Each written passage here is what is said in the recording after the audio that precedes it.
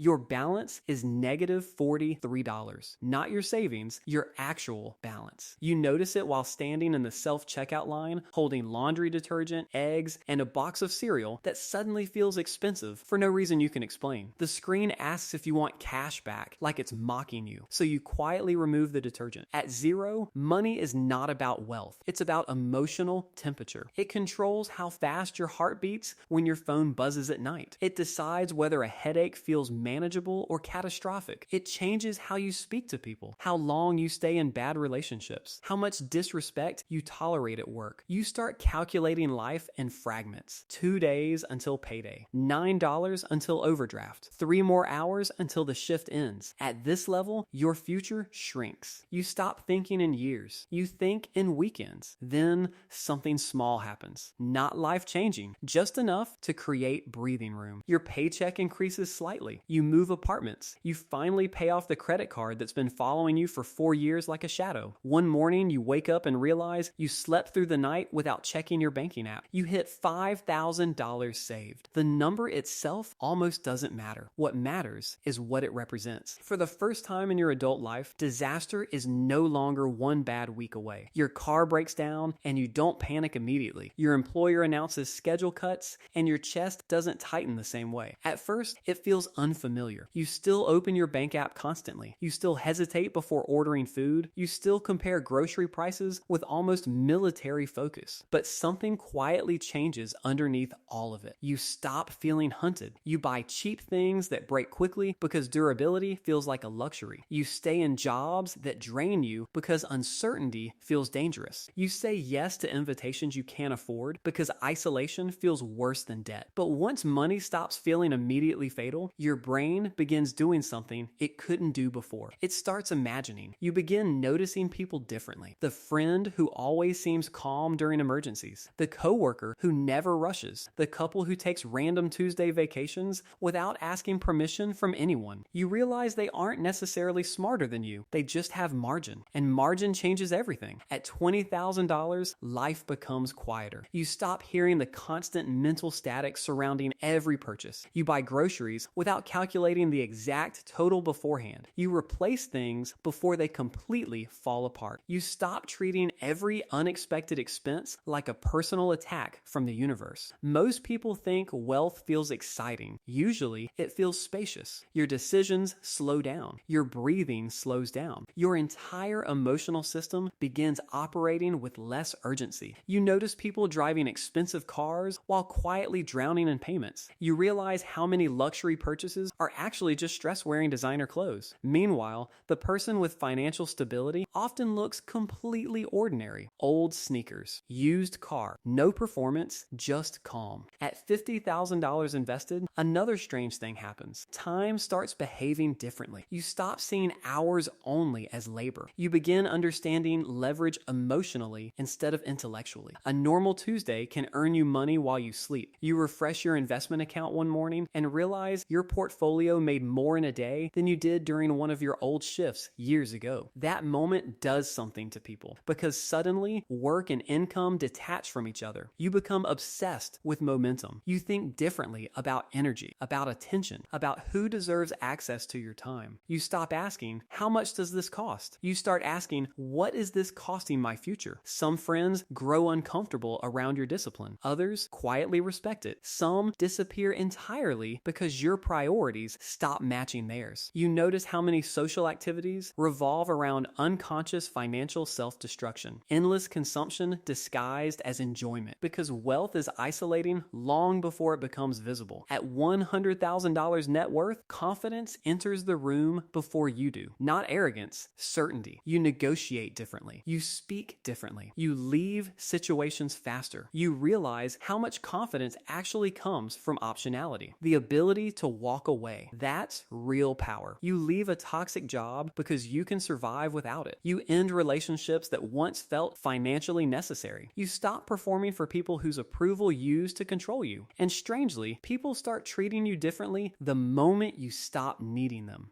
That's one of the darker truths about money. The world respects reduced desperation. By $250,000, your life no longer resembles your old life emotionally. Your apartment is calmer. Your routines are calmer. Emergencies become inconveniences instead of catastrophes. You book flights without checking your bank balance first. Your parents stop worrying about you. You start paying for dinner more often because generosity feels different when survival isn't consuming your nervous system anymore. But here's the part nobody talks about. You also become harder to relate to. Friends still trapped in financial instability begin interpreting your habits as judgment. Conversations change texture. You avoid discussing money because everyone hears different meanings inside the same numbers. To one person, $10,000 is impossible. To another, it's an emergency fund. To another, it's a monthly fluctuation. Money changes language itself. At $1 million, something unexpected happens. You thought you'd feel complete. You don't. You feel safer, more capable, more independent, but not complete. And this is where wealthy people quietly split into two categories. The first group keeps chasing escalation forever. Bigger houses, bigger exits, bigger circles, bigger numbers, because they mistake accumulation for resolution. The second group notices something uncomfortable. Most of the emotional relief actually arrived much earlier, back when they first escaped instability, back when they bought time, back when they could finally breathe. Everything after that became more psychological than practical. Still, the machine keeps pulling because wealth changes your environment. You now meet founders, investors, operators, people building things at scales you once couldn't imagine. Their conversations alter your sense of normal. $100,000 opportunity starts sounding reasonable, then ordinary, then small. Human beings adapt terrifyingly fast. At $5 million, freedom becomes logistical. You own your mornings again. You stop checking prices on menus. You travel without planning every dollar. Your investments generate enough movement that working becomes optional in theory. But here's the strange part. Very few people stop because money was never just money. It became identity, competition, measurement, proof. The game quietly rewired their nervous system years ago, and now stillness feels uncomfortable. So they continue. Bigger deals, bigger networks, bigger stakes. What looked like freedom from the outside often becomes responsibility from the inside. Employees depending on you, partners depending on you, families connected to decisions you make during 15-minute meetings. At $10 million, reputation starts earning almost as much as labor once did. Doors open before you knock. People return calls immediately. Rooms change when you enter them. And if you're honest, part of you enjoys it more than you should because status feels powerful in ways money alone never could. But another shift happens too. You begin filtering your life aggressively. You protect your attention, your energy, your peace. You realize stress scales upward with wealth unless boundaries scale faster. And eventually, you understand something almost nobody understands at the beginning. Luxury is not private aviation. Luxury is emotional control. It's waking up without dread. It's owning your afternoon. It's silence. At $20 million,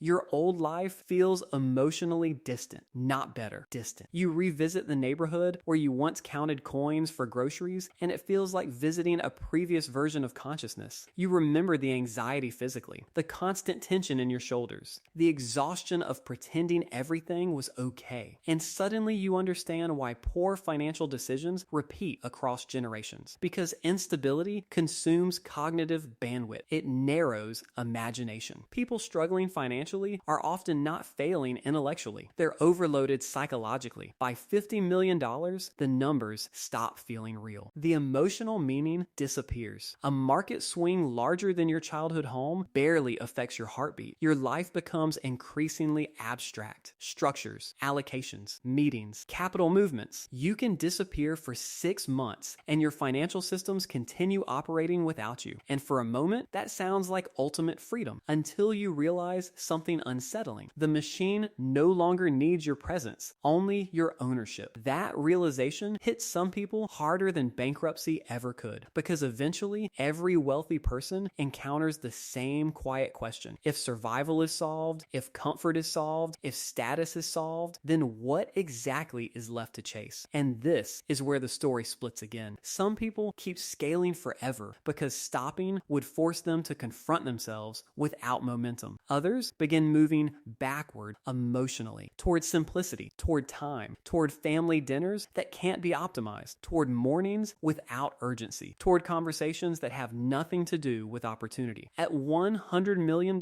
your life from the outside appears almost unimaginable. But internally, the differences become strangely human again. You still worry. You still age. You still lose people. You still lie awake some nights wondering whether all the trade-offs were worth it, because money solves external pressure far faster than internal conflict. And the people who understand this earliest usually end up living the best lives, not the richest ones, the fullest ones. Meanwhile, somewhere tonight, there's a 24-year-old sitting in a parked car outside a grocery store staring at a banking app with less than $80 remaining, trying to decide whether gas or groceries matters more this week, feeling embarrassed, feeling behind, feeling like everyone else understands life better than they do. They think this story is about becoming rich. It isn't. It's about becoming free enough to hear your own thoughts again, because every net worth changes your lifestyle a little, but the real transformation is psychological. Money changes how fear enters your body, how time feels, how relationships evolve, how much of yourself belongs to other people. And maybe the strangest part of all, the person at 0 and the person at 100